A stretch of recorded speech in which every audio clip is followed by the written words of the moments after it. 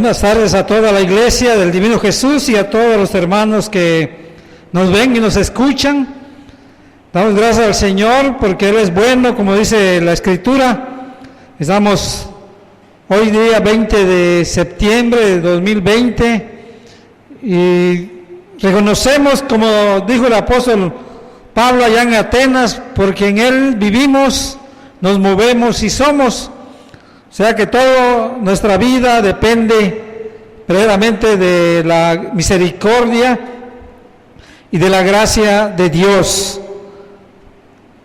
Voy a leer allá en el libro de 2 de Corintios, capítulo 4, los versículos 16 al 18, donde vamos a basar nuestro mensaje de este día, de esta ocasión. Dice la palabra de Dios: por tanto, no desmayamos, antes, aunque este hombre exterior se va desgastando, el interior no obstante se renueva de día en día, porque esta leve tribulación momentánea produce en nosotros un cada vez más excelente y eterno peso de gloria, no mirando nosotros las cosas que se ven, sino las que no se ven, pues las cosas que se ven son temporales, pero las que no se ven son eternas. Vamos a orar pidiendo la ayuda y la dirección de nuestro Padre Celestial. Padre bendito, en esta hora en que podemos reunirnos para escuchar tu palabra, para adorarte, para glorificarte, Padre, te suplicamos que tú nos ayudes, que nos des entendimiento, sabiduría, para poder recibir y entender tu palabra.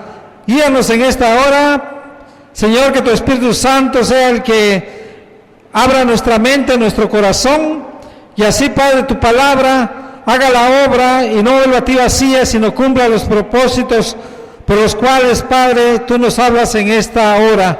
Pues en Cristo Jesús te lo estamos implorando. Amén. El tema de esta ocasión son los motivos poderosos para persistir en el ministerio. Los motivos poderosos para persistir en el ministerio. Muchos nos preguntamos cómo podemos servir a Dios y a su iglesia como Dios lo demanda.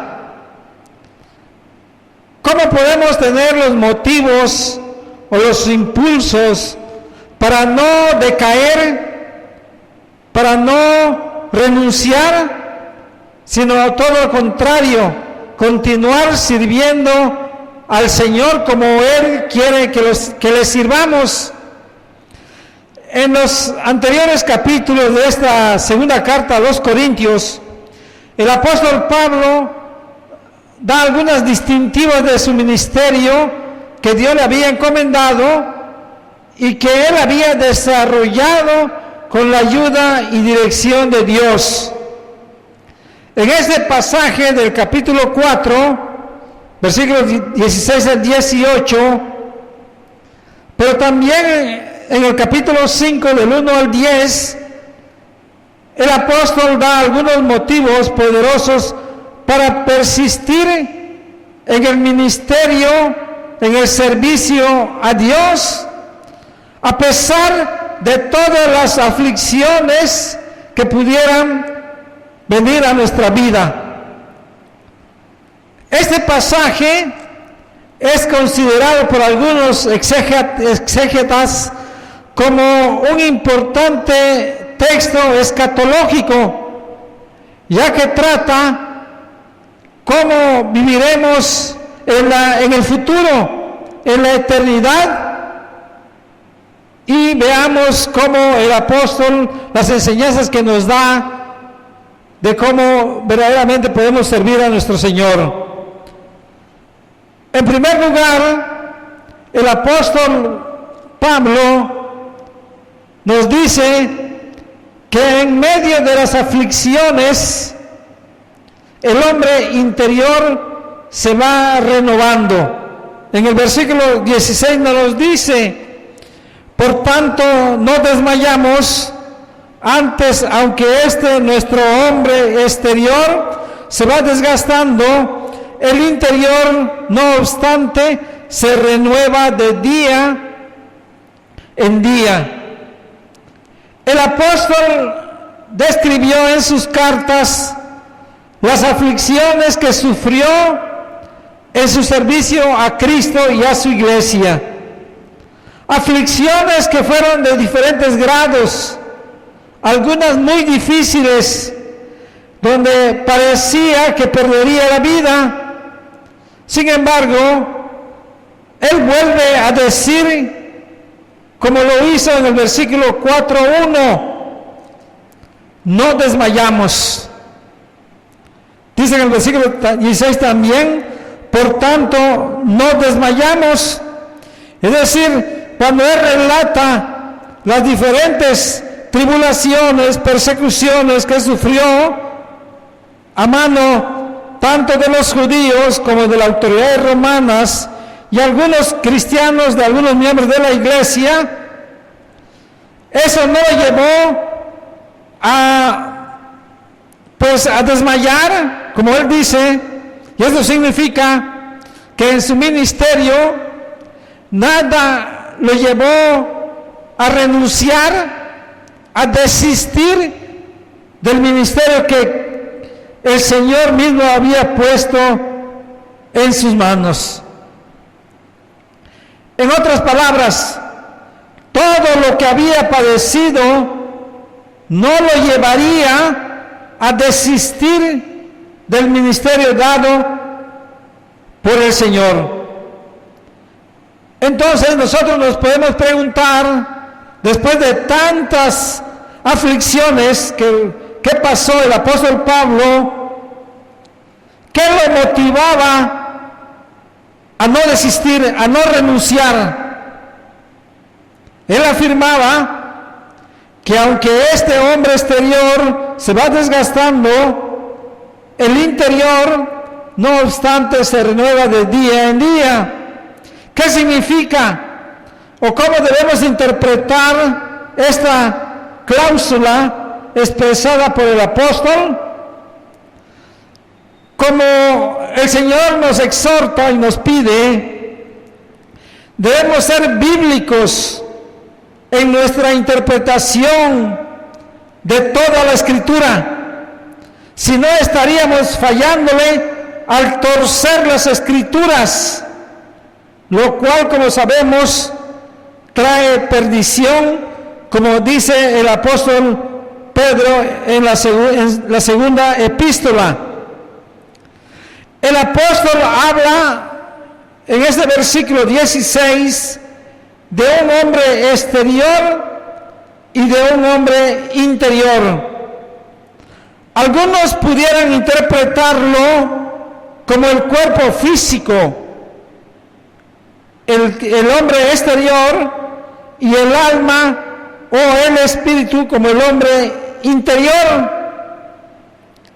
Recordemos que la filosofía griega y algunas sectas como los gnósticos enseñan que el cuerpo y el espíritu del hombre tenían diferentes procedencias y que por lo tanto el alma, que es lo que no se ve, que es eterna, es más importante que el cuerpo, que es materia, es transitorio, es temporal y es visible.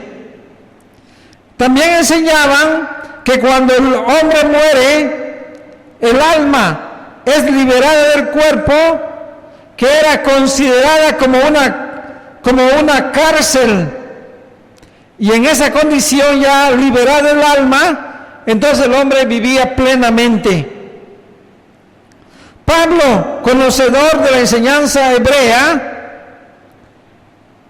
en el cual en el Antiguo Testamento nunca se tuvo ese entendimiento de que el hombre podía ser separado en cuerpo y alma. Para los hebreos, el hombre siempre fue considerado como una unidad total, Cuando Génesis 2:7 relata cómo fue creado el hombre, entonces Jehová, Dios, formó al hombre del polvo de la tierra y sopló en su nariz aliento de vida, y fue el hombre un ser viviente. La expresión ser viviente no se refiere a un cuerpo y un alma, se refiere a la unidad. Los judíos usaban cada uno de estos términos, cuerpo o alma, para referirse a todo el ser humano.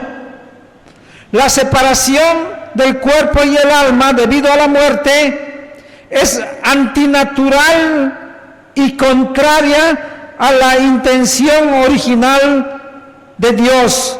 Es decir, el apóstol Pablo no se estaba llevando a arrastrar por la filosofía griega. No.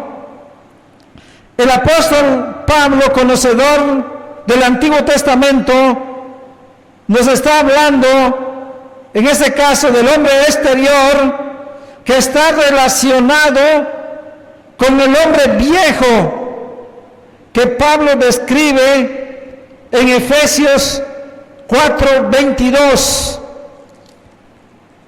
Dice Efesios 4:22: en cuanto a la pasada manera de vivir, despojaos del viejo hombre que está viciado conforme a los deseos engañosos.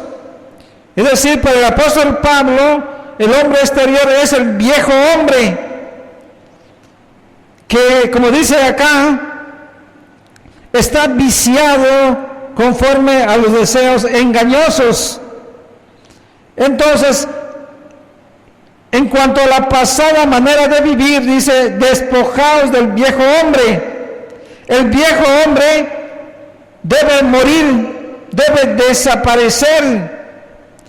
Ese viejo hombre está expuesto a tentaciones, peligros y decaimiento. Por otra parte, el apóstol, como ya vimos, habla de un hombre interior. Este hombre interior está relacionado con el nuevo hombre de Efesios 4:24. Y vestíos del nuevo hombre, creado según Dios en la justicia y santidad de la verdad. Ese era el hombre interior, que aquí le llama el nuevo hombre. El hombre nuevo se va renovando, como dice el versículo 4:16 de la segunda carta a los Corintios. Mientras que el hombre exterior se va desgastando, el interior se va renovando día a día. Para el apóstol Pablo y para nosotros también, el hombre interior y el hombre exterior son inclusivos y exhaustivos.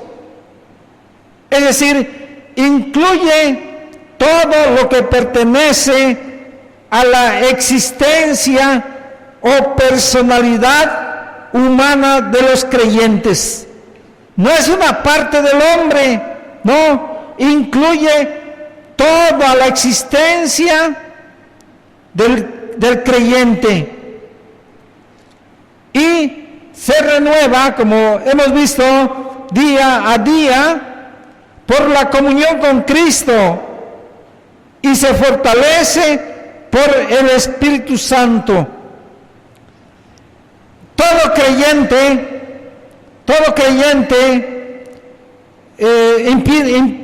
inicia su renovación cuando se inicia la regeneración. Es decir, en la regeneración se inicia la renovación del hombre interior y se perfecciona, es decir, es perfecto en la consumación. Esa fue la experiencia del apóstol Pablo.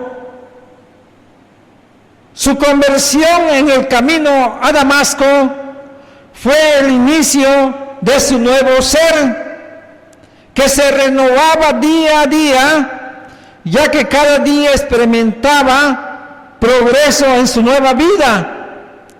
Fue adquiriendo fortaleza para confiar en Dios, pero también para proclamar el Evangelio como lo hizo todos los días de su vida, y también para enfrentarse a sus adversarios. Todo eso consistía en la renovación de su hombre interior. Aunque su cuerpo con frecuencia padeció dolores y maltratos físicos, como él da testimonio, esto no lo derrotó, sino su ser interior u hombre nuevo fue llevado, como él decía, de triunfo en triunfo por medio de Jesucristo. Esta fue la experiencia del apóstol Pablo y de sus colaboradores, pero también debe ser la experiencia de todo creyente. Todo creyente, como dice Efesios 2:24 que hemos leído, es creado a la imagen de Dios.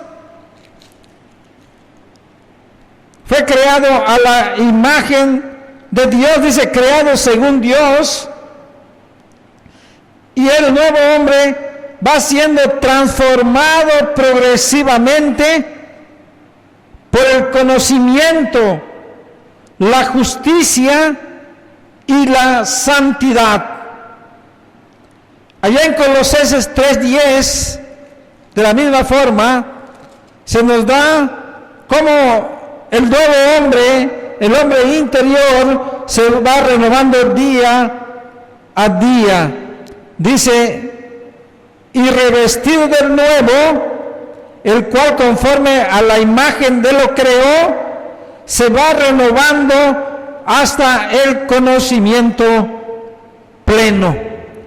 Entonces, en todo creyente se debe experimentar esa transformación progresiva, esa renovación continua, y eso se da, como estamos viendo, por el conocimiento, por la justicia y la santidad.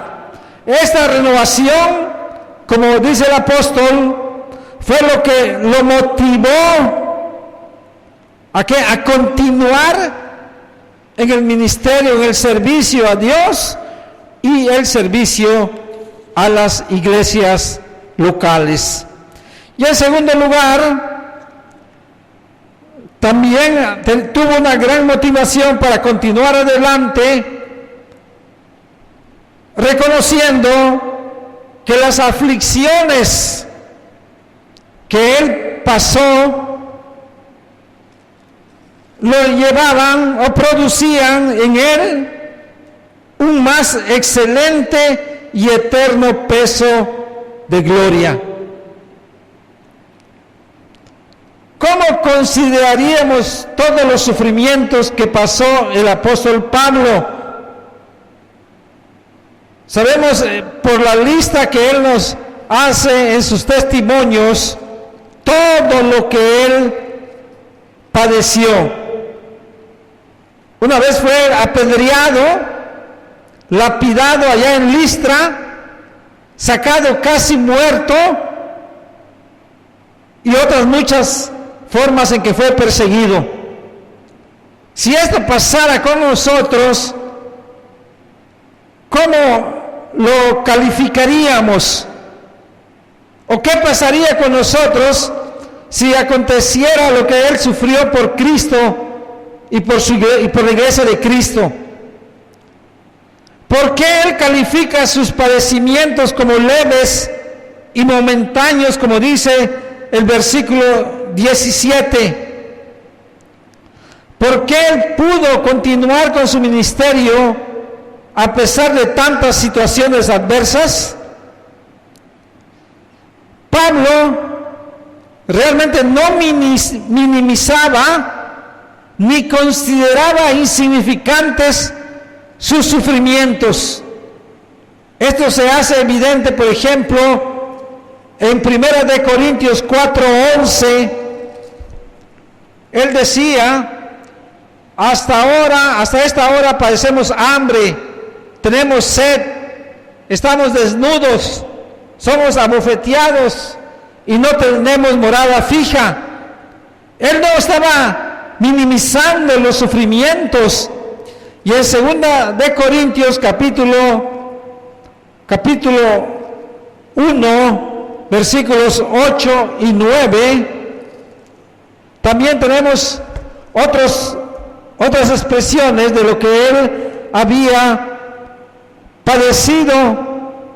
Dice allá: porque hermanos, no queremos que ignoréis acerca de nuestra tribulación que nos sobrevino en Asia, que fuimos abrumados sobremanera más allá de nuestras fuerzas, de tal modo que aún perdimos la esperanza de conservar la vida. Y lo que vimos el domingo pasado, cuando él en el capítulo 4, versículos 8 y 9, cuando nos dice que estaban atribulados en todos, mas no angustiados, en apuros, mas no desesperados, perseguidos, mas no desamparados, derribados, pero no destruidos. Y decía él, resumiendo todo esto: siempre estamos entregados a muerte por causa de Jesús. Él no estaba minimizando las aflicciones que había padecido. Entonces, ¿cómo lo podemos entender nosotros? La intención del apóstol no es hacernos creer que sus sufrimientos fueron insignificantes. Su intención es contrastar o comparar lo temporal, lo insignificante y la aflicción con lo eterno, con lo importante y con la gloria. Entonces, cuando comparamos, cuando hacemos esto, entonces lo que podamos padecer en este mundo sería sin importancia, como él lo dice, porque esta leve tribulación momentánea, vean cómo lo califica él: leve tribulación momentánea. Respecto al calificativo momentáneo, no significa una duración breve, sino que mirando nuestras aflicciones desde la perspectiva de la eternidad, entonces debemos decir como Pablo, que consideraba la duración de sus sufrimientos terrenales, decía él, son nada más como momentos fugaces. Es decir, cuando comparamos lo temporal con la eternidad, obviamente lo temporal, lo momentáneo, van a ser como momentos fugaces. El apóstol Pedro, en 2 pasajes, complementa esta idea, que las aflicciones que podamos sufrir en este mundo verdaderamente son muy breves, son momentos fugaces. 1 Pedro 1:6 dice: en lo cual vosotros os alegráis, aunque ahora por un poco de tiempo, si es necesario, tengáis que ser afligidos en diversas pruebas. Ahí está el calificativo. Comparado el tiempo que podemos sufrir en este mundo con la eternidad, dice el apóstol Pedro, son un poco de tiempo. Y en el capítulo 5, en el versículo 10, de la misma manera, nos da la misma idea. Mas el Dios de toda gracia, que nos llamó a su gloria eterna en Jesucristo, después que hayáis padecido un poco de tiempo, Él mismo os perfeccione, afirme, fortalezca y establezca. Por eso el apóstol calificaba sus aflicciones como algo momentáneo, como momentos fugaces. Nuestra aflicción produce en nosotros, como dice Pablo, un cada vez más excelente y eterno peso de gloria.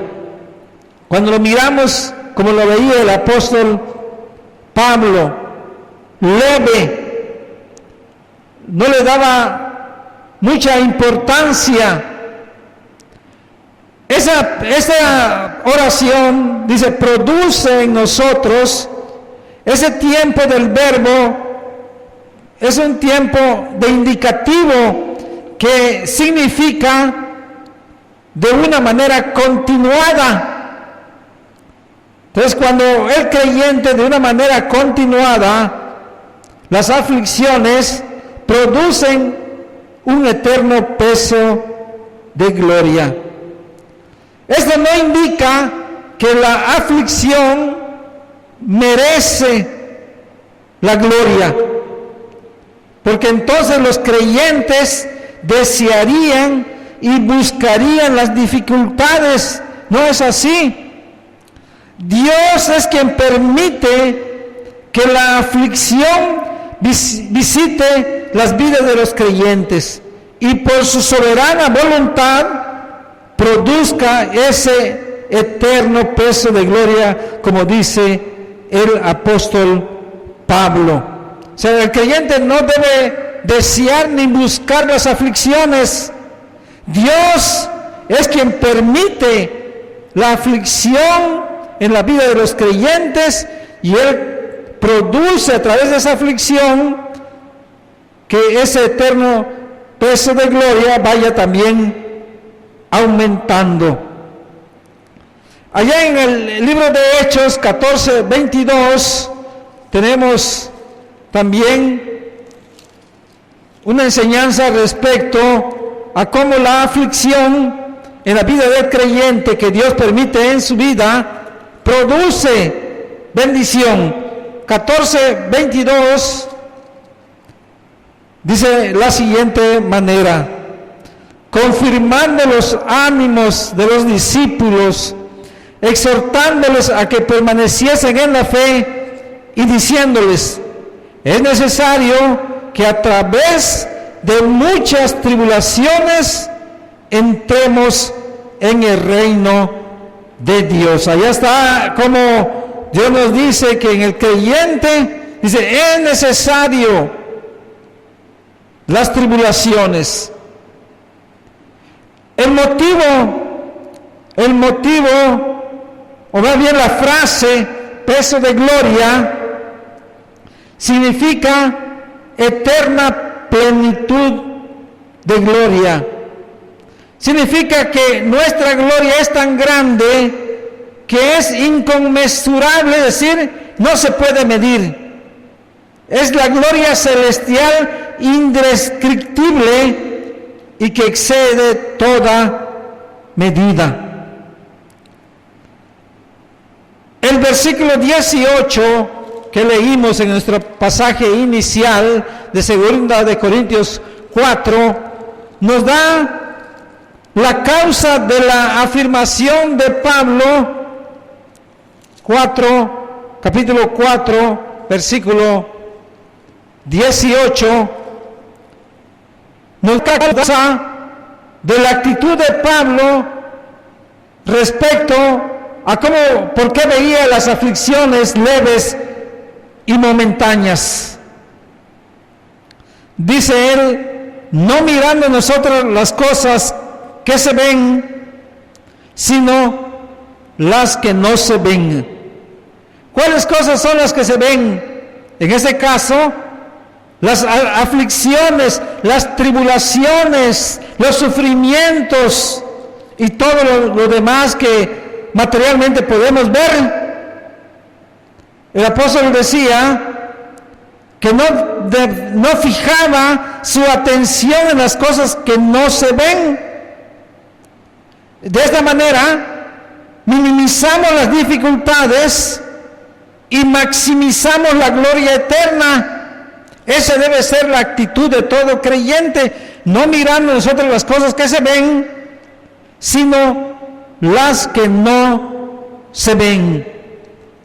Cuando los creyentes pasan por experiencias dolorosas, no se centran en las cosas terrenales que contemplan cada día en busca de respuesta, sino que la esperan de arriba.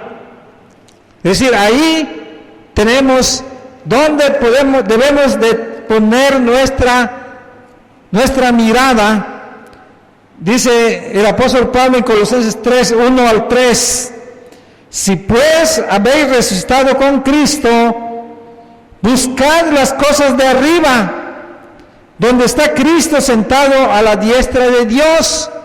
Poned la mira en las cosas de arriba, no en las de la tierra, porque habéis muerto y vuestra vida está escondida con Cristo en Dios. Entonces, prestan atención, o debemos de prestar atención a lo que no se ve, allá las cosas de arriba que Cristo ha venido o fue a preparar para su pueblo, para sus hijos. Pablo no contrasta lo material con lo espiritual, como hacen los filósofos griegos, o como incluso los creyentes cuando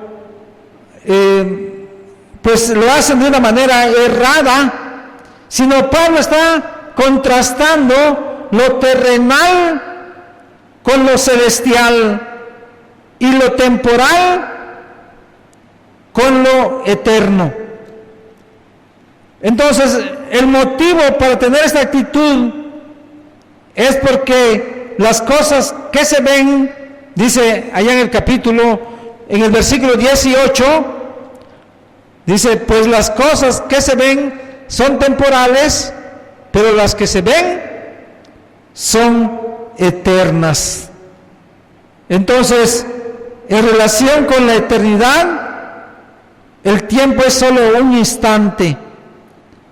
Las cosas terrenales son inestables, no duran mucho, como una y otra vez nos lo dice la Escritura. Pero las cosas celestiales son eternas. Entonces el ser interior, el hombre interior, el hombre nuevo, considera la vida desde el punto de vista divino. Las cosas invisibles son las que nos apropiamos por la fe en Dios.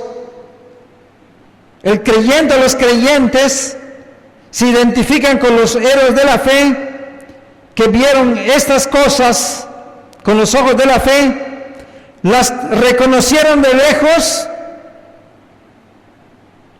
y mantuvieron sus ojos en Jesús, el autor y consumador de nuestra fe. Esos fueron los dos motivos poderosos que llevaron al apóstol Pablo a sobrellevar todo lo que vino a su vida, sufrimientos, aflicciones, tribulaciones. ¿Qué lo llevó a continuar en el servicio a Dios a pesar de todo esto? Entender que Dios lo ayudaría, Dios lo capacitaría a través de la renovación que Él haría de ese hombre nuevo, pero que también esas aflicciones verdaderamente comparadas con la eternidad y también con la gloria, realmente no son nada. Quiere el Señor que también en nuestra vida como cristianos tengamos esa misma actitud. No pongamos mucho nuestra atención en las cosas pasajeras, momentáneas, temporales, sino pongamos nuestra mirada, como dice Colosenses, en las cosas de arriba, es decir, en lo divino, en Dios, en el Señor, en todas sus promesas que Él nos ha dejado y que sabemos que aunque no están llevándose a cabo actualmente, sin embargo, en su momento serán una realidad para nuestra vida. Y esto nos ayude a que también, como el apóstol Pablo, aún en medio de las aflicciones, él persistió en el ministerio, en el servicio a Cristo y a su iglesia. Que el Señor nos bendiga y bendiga su palabra. Amén.